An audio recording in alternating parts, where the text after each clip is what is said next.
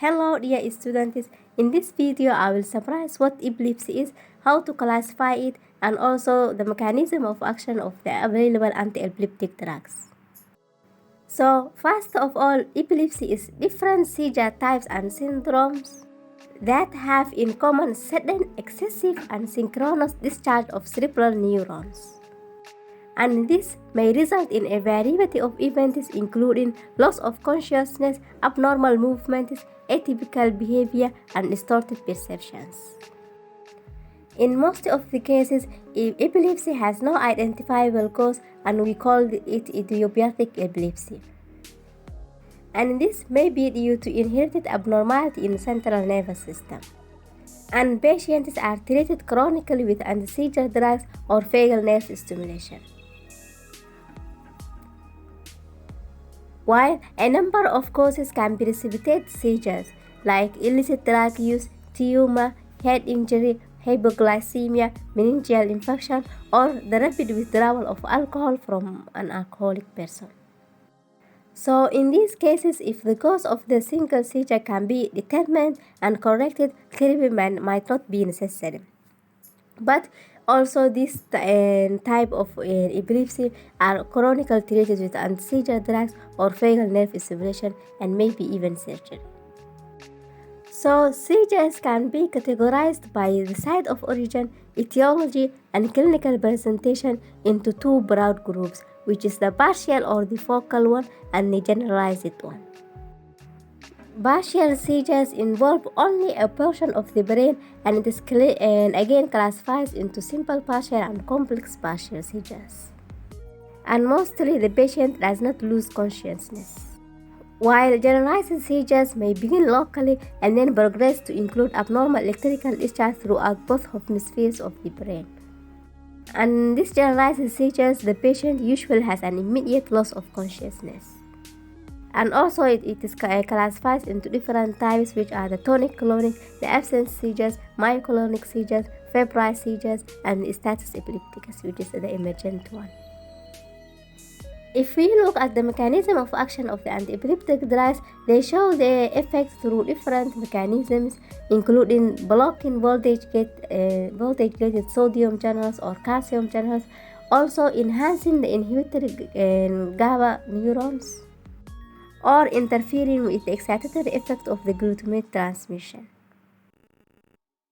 The choice of anti-epileptic drug to a patient depends on the classification of the seizure and also patient-specific variable like the age and maybe even the cost of the drug. But most of the anti-epileptic drugs are equally effective and we will go through them alphabetically. If we start with benzodiazepines act on the GABA inhibitor receptors and reduce the firing rate of the seizures. An example of these drugs of this group are the diazepam and lorazepam. And these drugs are used as an adjunctive therapy for myoclonic seizures as well as for partial and generalized tonic-clonic seizures. The second drug that I will talk about is the carbamazepine. Carbamazepine reduces the propagation of the abnormal impulses in the brain by blocking sodium channels. And it is effective for the treatment of partial seizures and also generalized tonic-clonic seizures. Other indications for carbamazepine include trigeminal neuralgia and bipolar disorder.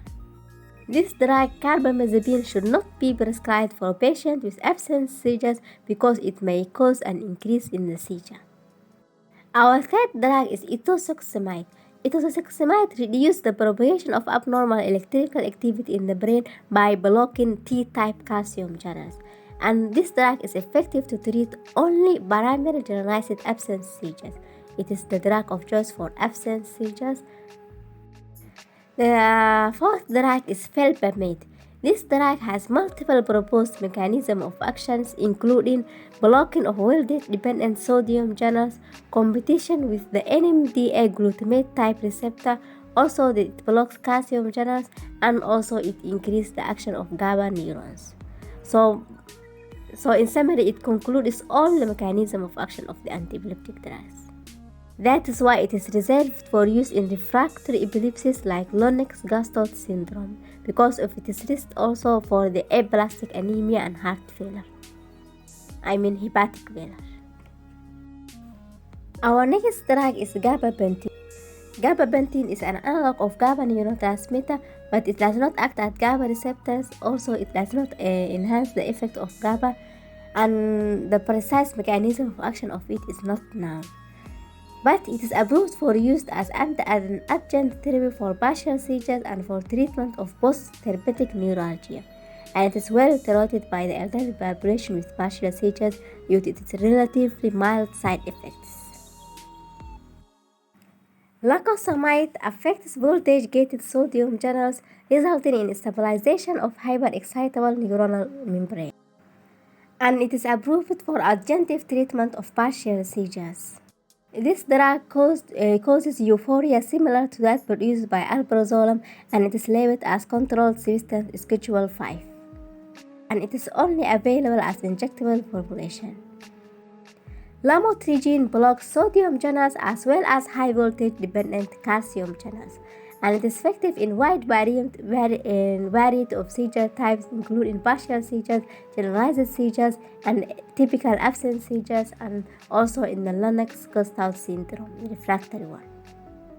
This drug is well tolerated by the elderly population with partial seizures due to relatively minor side effects. Levetiracetam is approved for adjunct therapy of partial onset seizures, myoclonic seizures, and also the primary generalized tonic-clonic seizures in adults and children. And this drug's exact mechanism of action is unknown, but it demonstrates high affinity for the synaptic physical protein SV2A. Oxcarbazepine is a prodrug that is rapidly reduced to the 10-monohydroxy metabolite, which is responsible for its anticonvulsant activity. This monohydroxy metabolite blocks sodium channels to prevent the spread of the abnormal discharge. It is also thought to modulate calcium channels, and it is approved for use in adults and children with partial onset seizures. Phenobarbital, the primary mechanism of action is to enhance the inhibitor effect of the GABA-mediated neurons, and it should be used primarily in the treatment of status epilepticus. Phenytoin blocks voltage-gated sodium channels. Also, at very high concentration, it can also block the voltage-dependent calcium channels. And phenytoin is effective for the treatment of partial seizures and generalized tonic-clonic seizures, and also in the treatment of status epilepticus. Phenytoin should never be given intramuscularly because it can cause tissue damage and necrosis. While fosfonitone is a prodrug of phenytoin and it is rapidly converted to phenytoin in the blood. It can be administered intramuscularly, and it is a drug of choice and a standard of care for IV in an IM administration. Pregabalin binds to the alpha-2 gamma site, which is an auxiliary subunit of the voltage-gated calcium channels in the central nervous system, inhibiting the excitatory neurotransmitter release. This drug is used for the partial onset seizures, also neuropathic pain that is associated with the diabetic peripheral neuropathy, post-therapeutic neuralgia, and fibromyalgia. While rufinamide also acts at sodium channels, it is approved for the adjunctive treatment of seizures associated with Lennox-Gastaut syndrome in children over age 4 years and also in adults. Thiagabine blocks the GABA uptake into presynaptic neurons, permitting more GABA to be available for receptor binding, and therefore it enhances the inhibitory activity of the GABA. It is effective in decreasing the number of seizures in patients with partial onset epilepsy. Another anti-epileptic drug is topiramate. Topiramate blocks voltage-dependent sodium channels. Also, it has been shown to increase the frequency of chloride channel opening by binding to the GABA-A receptor. It can also reduce the high voltage calcium current, especially the L-type ones. This drug is effective and approved for use in the partial and primary generalized epilepsy. Valproic acid has different mechanisms of actions, including sodium channel blockade, blockade of GABA transminase, and also it has an effect on the T-type calcium channels. And these varied mechanisms provide a broad spectrum of activity against seizures, and it is effective for the treatment of partial and primary generalized seizures. Another anti-epileptic drug is figabatrine. Figabatrine acts as an irreversible inhibitor of the gamma-aminobutyric acid transminase, GABA-T, which is the enzyme responsible for the metabolism of GABA. This drug is associated with side effects resulting in visual field loss ranging from mild to severe. Zonisamide is a sulfonamide derivative which blocks both voltage-gated sodium channels and T-type calcium channels, and it has a limited amount of carbonic anhydrase activity also. This drug is approved for use in patients with partial epilepsies. Another method to treat epilepsy is vagal nerve stimulation. This method requires a surgical implant of a small pulse generator with a battery and a lead wire for stimulus.